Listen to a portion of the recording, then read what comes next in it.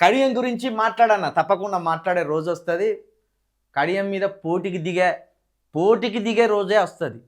కడియంని station Ghanpur నుండి శాశ్వతంగా రాజకీయంగా తరిమే రోజే వస్తుంది. తప్పకుండా మాట్లాడుకుందాం. స్టేషన్ గన్పూర్ మనది. స్టేషన్ గన్పూర్ మన స్వస్థలం. కడియం శ్రీహరి వలసవాది. కడియం శ్రీహరి బతుకు తెరువు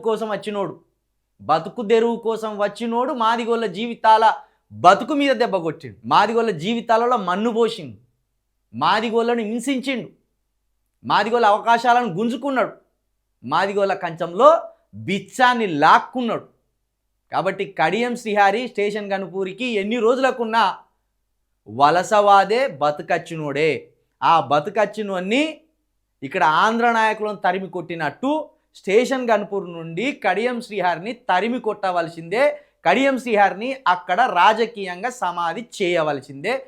తప్పకుండా కడియం శ్రీహరి గురించి ముందు అద్భుతంగా మాట్లాడుకుందాం. దాంట్లో ఎలాంటి సందేహం లేదు, ఎలాంటి భేషజాలు లేదు. ఆయనను తరిమి కొట్టడంలో, ఆయన రాజకీయ సమాధి చేయడంలో ఖచ్చితంగా సంకల్పంతో ఉన్నాం. మొక్కని ధైర్యంతో ముందుకు పోతాం.